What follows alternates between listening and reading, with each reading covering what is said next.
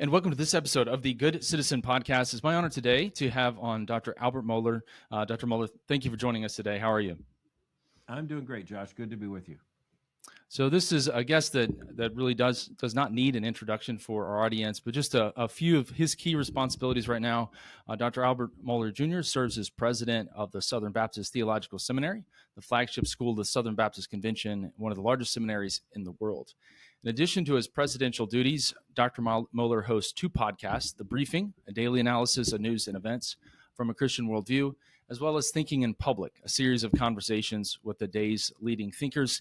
He also serves as the editor of World Opinions. I'm so grateful for his voice. I imagine many of our listeners also tune in to The Briefing.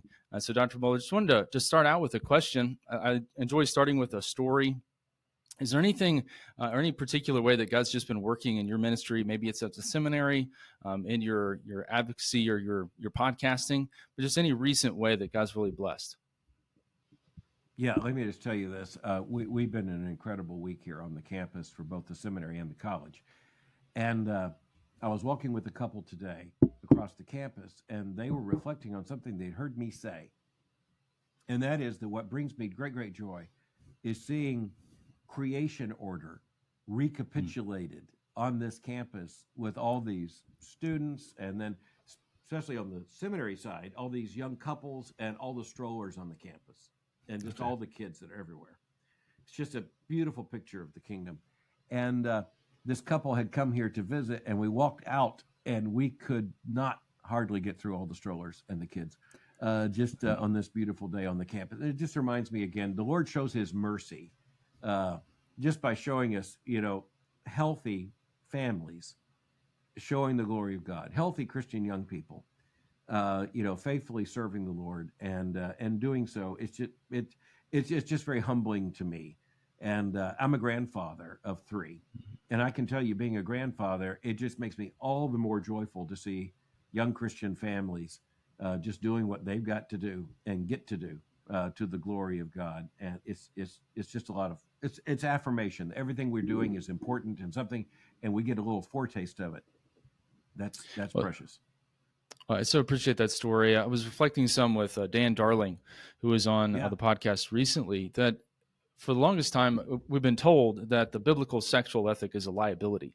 But in fact, this may be one of our greatest apologetics moving forward, of just a happy, healthy Christian home. Like that's going to be a great way. Absolutely. And let's face it, even the cultural left is envious of that. And so two quick things I'd say in response to that. Number one, this is creation order. So this is what God intended. So it's good, period. And we need to exult in it. But the second thing is that even the progressives on the secular left who advocate for the sexual revolution and all the rest, that is not what they want for their own kids.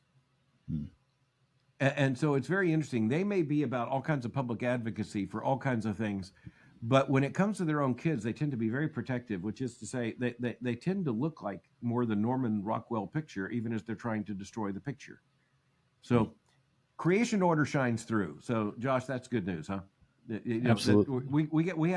We have creation order on our side. That's a very good thing. And that's such an encouragement to get us started. I've been thinking recently, you had Aaron Wren on the podcast. He's been on for us as well, and lives up here in Indiana. He was talking about building resilient institutions in the negative world. And I was also thinking about this some as I assisted a number of Methodist churches disaffiliating from their organization. And, it kind of broke my heart because I think of the evangelistic zeal of the Baptists and the Methodists, bringing the gospel to the frontier, and now them leaving. And it just reemphasized to me the need for organizations or churches or Christian schools to develop that strong resiliency. And when I think of an example of that, I think of Dr. Albert Mohler and the conservative resurgence. And so I didn't know if you had just a thought or maybe an encouragement to the pastor, the school leader out there that's saying, yes, I want to have a resilient institution. Do you have any thoughts or advice for them? Yeah, Josh, what a kind word, and what an accurate statement of what's at stake. And so I will say that two things I want to say in response. Number one, anchor whatever you're doing to a set of commitments that's non-negotiable. And then secondly, be very loud about it. And so those two things have to go together. Number one, anchor what you're doing, your institution, your organization, your congregation, your denomination, to a very specific set of principles, truths, doctrines, and biblical teachings. And not only create that in terms of the policies, but then be very loud about it. So I think that's one of the ways that Christians lose their, well, for instance, the United Methodist Church, just to say it. So the problem is they would not make their documents truly regulative. So, even coming up to this General Assembly, their teaching on marriage was the right teaching. They changed it all in one meeting because they did not require even the bishops of the church to hold to and uphold that teaching, which was the official, was in the book of discipline of the church. And so, it doesn't matter if you have the right doctrines if you don't enforce them, if you don't require them, if you don't regulate, if the institution is not regulated by them. And so, have the right policies, make them public, and be loud about it. But I so appreciate that word. And I think that does show the distinction between the world and the church. And the churches that are doing that, I also see that they really are growing. People, they're looking for guidance, as Barna's research has even shown. They're looking for guidance on these things. And often from a legal perspective, I would say the best way to defend religious freedom is to use it. Let's explain who we are. It's who we are. No, I appreciate that. And you mentioned the churches that are growing. Let me point out this. When I was born in 1959, so I was born in the Eisenhower years. That was kind of the period after the war when there was this enormous power of cultural Christianity in the United States. And so a lot of Christians thought, we can just kind of blend in with the culture. The churches that are growing right now are the churches that say, we are fundamentally out of step with the culture. Allegiance to God, the truth of the gospel, the sovereignty of Christ means that we're different than the world. We're going to have to think differently, live differently, raise our children differently. And you know what? If you go along with this culture in this secularizing age, the culture doesn't need you anyway, which is why the United Methodist Church has now gone wildly liberal. And you know what? They're also going to be evacuated of members because cultural Christianity doesn't need church anymore. They got a country club.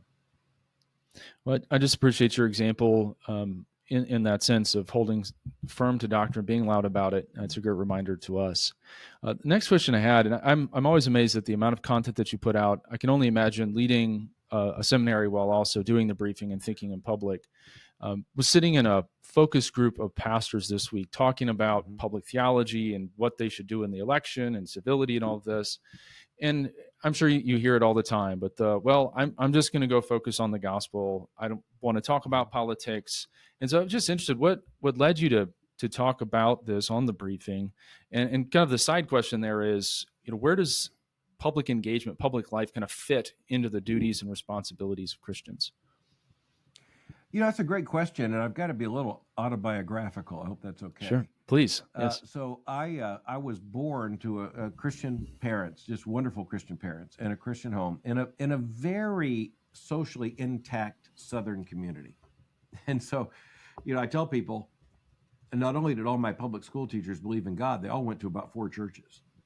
That was just it. And so, religious worldview diversity in my first decade of life was having a Presbyterian and a Methodist in the neighborhood. Wow. Okay, so my father was transferred to a very different community. And we ended up in, I'll tell you, it was Broward County, Florida. It was Fort Lauderdale in the 1970s, which was it was like California. It was a cauldron of social change.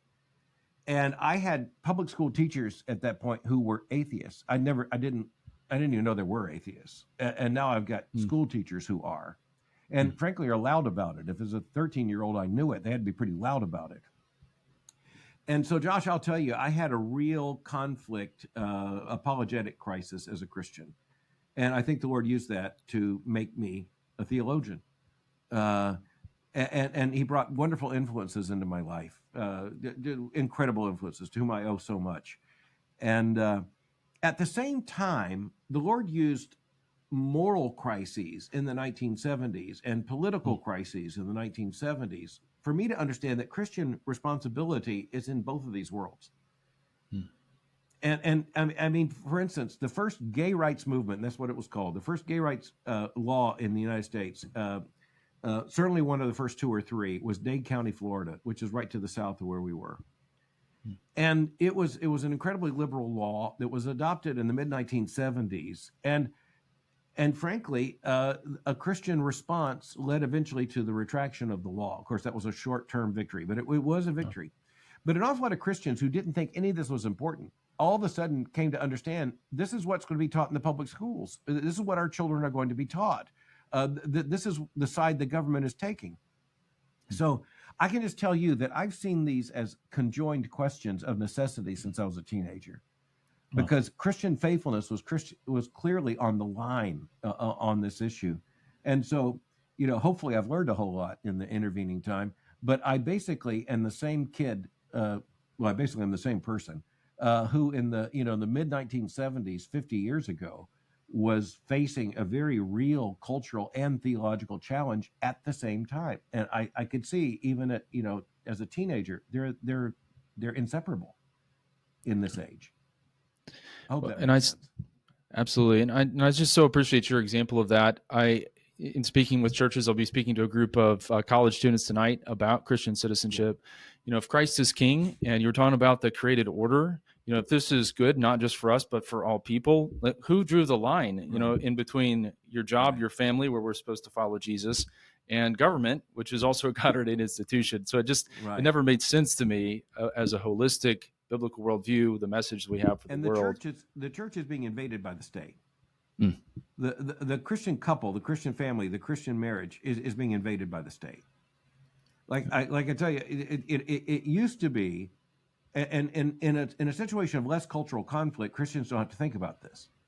Mm. But when government wants to show up at your door and say you're going to have to call a boy a girl, or a girl a boy, well, then a lot of Christians are awakening to the fact that, wait just a minute, we can't be separate from this, because the government's not respecting my family right. The government's not respecting my parental rights. The government's not respecting the right of my Christian school.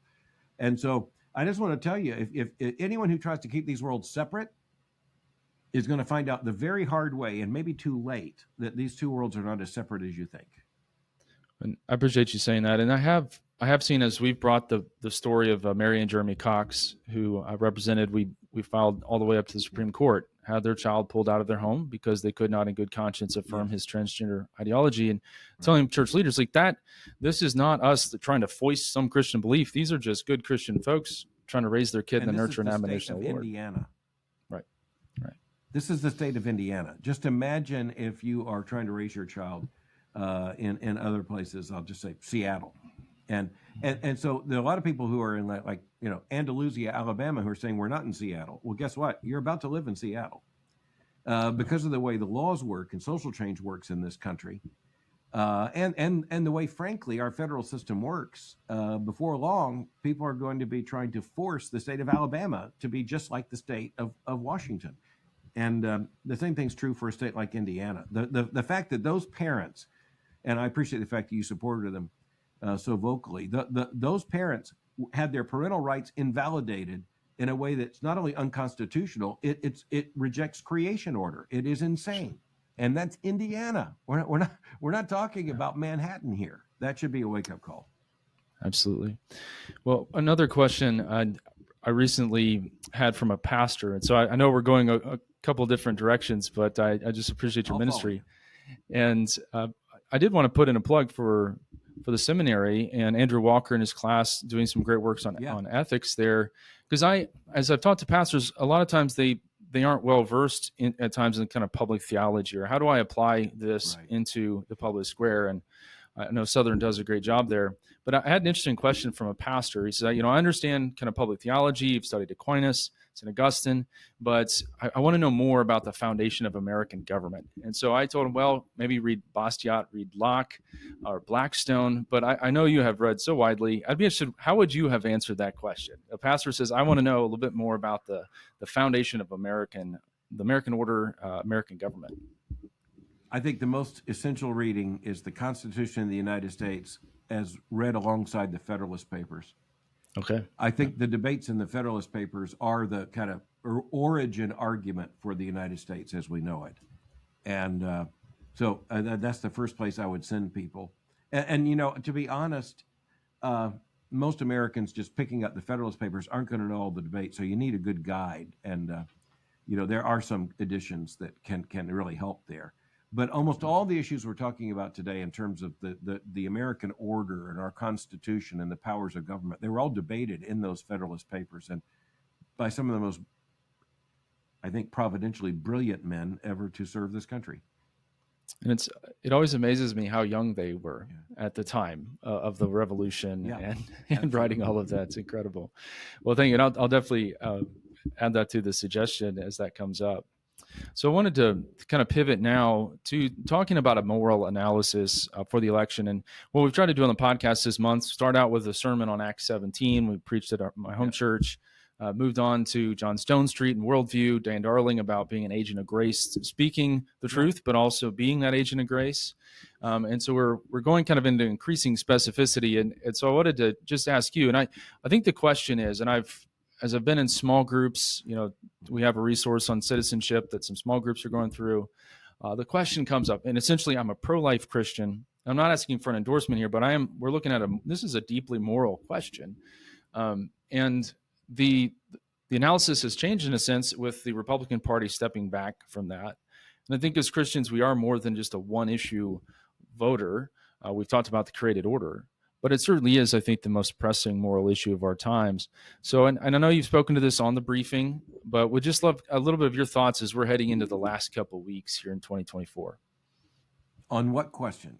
The issue would be the moral analysis of the parties and the differing platforms as we head into, again, not looking for an endorsement, but for the Christian that's trying to steward their vote. Yeah, well, you raise a very good issue, and look, we need to dignify the question. In other words, this isn't a stupid question. This is a thank you. Worthy question for us to consider. Well, I think we need to say that to people who ask it of us. That's not a stupid question. You're asking a legitimate question. I am of a certain age, and I'm 65 in a couple of days, and so I've been in this for a very long time, kind of the entirety of the pro-life movement. And so the first thing I want to say is that the pro-life movement had to go through this before. This isn't new. And so when you look at the lamentable compromise of the Republican Party on this issue, you need to recognize that in the 1970s, when abortion became a public issue in the United States and the pro-life movement was begun, it wasn't really clear how the pro-life movement could make it advance. It wasn't clear at the beginning that the Republican Party would be the party that would adopt the pro-life cause. And yet over time, by the time you get to 1980, you've got Ronald Reagan as the Republican nominee, Jimmy Carter as the incumbent Democrat. You've got the two parties taking separate positions on abortion. And the Republican Party is moving more in a pro-life logic, and the Democratic Party is moving more and more into an abortion rights logic. You fast forward to 2000, and 20 years later, it's radically distinct. In other words, the Democrats and the Republicans are totally contradictory on the issue of abortion. And that's remained true until present. And then lamentably, former President Trump and the Republicans have now kind of backed off of the clarity that the Republican Party had achieved on the pro-life issue. On the other hand, the Democrats have also reached greater clarity in terms of their pro-abortion agenda, with someone like Tim Walz on the ticket, and with Kamala Harris, the vice president, saying that she would be in favor of eliminating the filibuster in order to get a federal, law, basically, that would codify abortion rights that would then apply to all 50 states and validate all state restrictions. You look at that and you recognize, we've been here before. We've been here in a situation in which neither party holds the position that we want, but they hold two radically different positions on abortion. And so it's not like it's not enough to say neither party holds what we believe to be the right policy. You have one party that is actually eagerly, aggressively pro-abortion in every way and would make that a matter of national policy and national law, even eliminating the filibuster. I lament, and I want to be intellectually honest, I'm very troubled by the compromises the Republicans made in terms of the platform. I'm very troubled by some of the things former President Trump is saying, but I have to come back to say, when he was in office, we got 3 conservative justices on the United States Supreme Court. And he still holds to absolute resistance to any federal law authorizing abortion and requiring all the states to come into compliance. And when it comes to such things as the Hyde Amendment and basically an entire range of pro-life issues, there's still light years of difference between the Republican and the Democratic parties. And so I feel like we kind of got knocked back to 1985 here. Interesting. I wish we weren't, but I think it's at least historically important to say this isn't the first time that we've had to look at two alternatives. We're not ecstatic in terms of the preservation of and protection of unborn life about either party, but we are looking at one party that's campaigning on unrestricted abortion, period. And let's be honest, that's what they're doing. So I appreciate that, and it's that perspective is very helpful, because I was there the night of the oral arguments in D.C. of the oral arguments of Dobbs, with about 700 folks that had spent their entire public ministry working against Roe versus Wade. And when the Solicitor General from Mississippi said, "Hey, I think we have a shot," I mean, the electricity in that room was incredible. I'll remember it the rest of my life. But then, since then, the number of electoral defeats, and the law is a moral teacher. And I think generation or so, I mean, it has impacted folks' consciences. And so it is a little deflating. We thought we were, we were further along. Can I tell you just please. One little footnote on that? Yes. I think you're absolutely right, and I think that's a spot on analysis. I just want to tell you, we shouldn't be surprised that there weren't as many consistent pro-life voters as there turned out to be. It's because candidates are what in political science world are called combine realities. So you have, say, a Ronald Reagan, and you have a Jimmy Carter. People supported Ronald Reagan for all kinds of reasons. He was a combine. He was a combination of small government and strong national defense, stare down the Soviet Union, stop détente, protect the unborn. In other words, we didn't know exactly why people voted for Ronald Reagan, but he was the pro-life candidate, and he won in landslide elections twice. And it's true on the other side too. You have a combine here. You got Jimmy Carter. Well, he was this and he was that. He supported Roe v. Wade, at least in terms of its constitutional logic and things like that. But in other words, we were winning elections when we thought we were winning hearts and minds on protecting the unborn. We should have been more attentive to the fact that some of those elections we thought were so pro-life, given the combine of issues, it turns out a lot of those people were voting for those candidates for reasons other than clear pro-life convictions. So this doesn't destroy the pro-life movement. It doesn't discredit the pro-life movement. It just points out we've got a bigger battle to win the hearts and minds of our fellow citizens for the sake of preserving and protecting unborn human life. In order to protect the dignity and sanctity of human life at every stage of development. And I don't want to talk too long on this, but I don't want to divert from where you wanted to go. I just want to say this has always been a longer battle than some people wanted to think. And that's so encouraging. And one critique, having been in the kind of Christian citizenship movement for a little over a decade now, is that at times conservatives, oversimplification for sure, but at times conservatives seem to think in elections while the progressives think in generations. And as the Church of Jesus Christ that's responsible for disciple making and thinking about the kingdom of God, that is something that has deeply convicted me. And we need to be doing both. Can I point out something else? Please. Yes. Even if you just look at this sociologically, the left and the right in this country don't live the same way. Now, I realize this is not down to individuals, but as a generalization, the left is a lot more secular than the right. The left is less likely to be involved in marriage as a union of a man and a woman, and they are less likely to be raising children in the home. Okay? So one of the reasons why we have some trouble with this is because Christians actually have to get the kids up and get them fed and take them to school. And we also go to church, which is to say, we as Christians understand politics as a part of life is not all of life. Look, there's some full-time conservative activists, but they're vastly outnumbered by moms and dads. On the left, there's just a greater percentage of those for whom the activism. So when you're comparing the left and the right, say the right looks to the next election, the left works in generations. Well, it's not an even fight in that sense.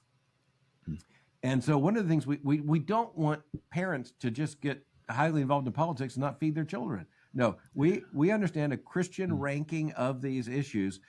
We just want to argue that stewardship of the vote and that political and cultural responsibility is a part of our faithfulness.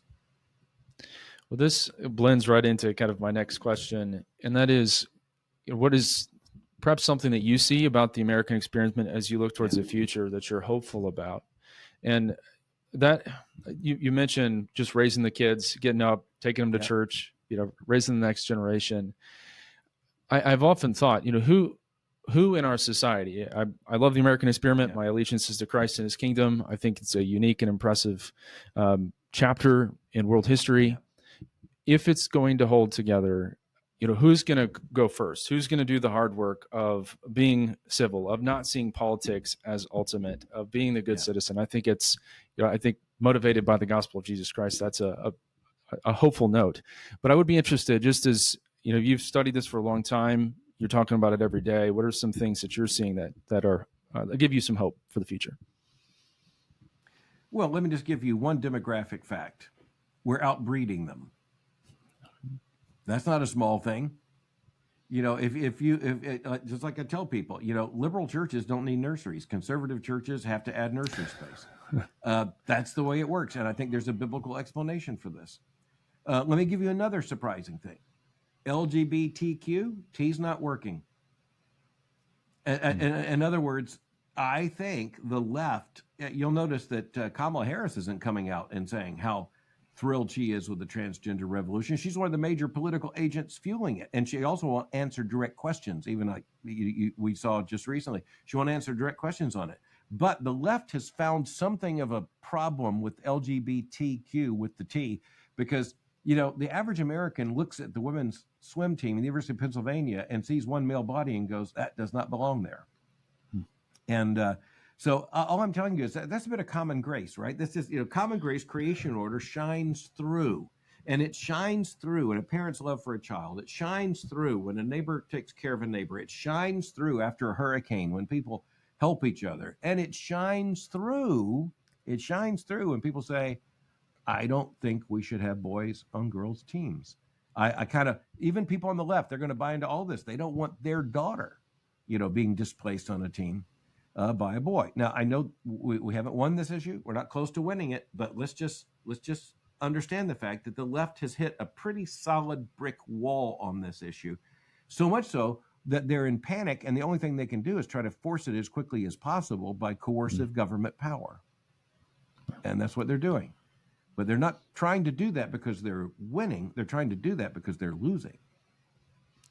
So, and I appreciate that. And coming back to the created order, the old comment, like you go against the order of the universe, you may get splinters. And, so the church has made nurseries, apparently Southern Seminary. Go ahead. I like that statement. You go against the grain of the universe, you might get splinters. But let me just say, you go against the grain of the universe, let me tell you what you don't get. You don't get babies. Okay? Okay. Yeah, You can say that man's a woman, but guess what? No baby's coming out of that womb. It's not there. Mm-hmm. It's just like a friend of mine who's a medical doctor says, I can guarantee you one thing, and that is a baby's never going through a male pelvis, period. Sure. It is physically impossible. So guess what? You can declare this, but at the end of the day, it's you have sterility and you have decay and you have decadence. Here's the other thing. The average American looks at much of the culture that's being produced today and goes, where in the world does that come from? How in the world would that make sense? I mean, you take something like Disney. Disney's look at Disney, failure. The families don't want to go to the movies anymore. In other words, you try to tell, you try to push that agenda through your cultural products. And you know what? It's not just like highly energized, highly informed Christian parents who aren't buying it. It's a much larger part of the market, so to speak. So I probably said too much there, but I find reasons for encouragement in the midst of all this. No, I'm so encouraged. And you mentioned conservative churches have to expand the nursery. It sounds like Southern's going to have to invest in some stroller parking for kind of the same reason. Well, isn't that a sweet thing? Isn't that a wonderful thing? It's an evidence of creation order. And like I tell people, There's a reason why this works. And if you go to, say, look at Judaism, liberal Judaism, no nursery. Orthodox Judaism, 12 or 13 kids in a family. And obviously, we don't share that is, we don't have the gospel in common. We do share the gospel with them, but we don't have the gospel in common. But you know what? We have creation order in common. And isn't that a beautiful thing?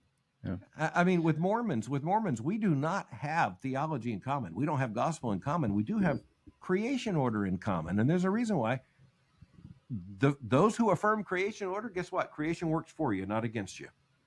And Dr. Mohler, I so appreciate your time today. I see that we are at our time, and I just wanted to ask if maybe you had a final word for listeners as we kind of go into the last couple of weeks. And I'll tell you the thing that I'm taking away is I often hear Christians say, well, I've got to just choose between the lesser of two evils. I think kind of what I'm hearing from you today is kind of reframing it, like how can we support the greater good as reflected in the created order in our nation? And there's a lot of reasons to be hopeful for that. But just any final thoughts for our listeners? Yeah, I guess one final thought is this. We clearly are in a new world for conservative Christians in the United States trying to figure out some of these issues. You know what? We're going to have a conversation about what kind of reset makes sense, makes most strategic sense in this. How can we kind of regroup? But that's after Election Day 2024. We're down to about 2 weeks before the election.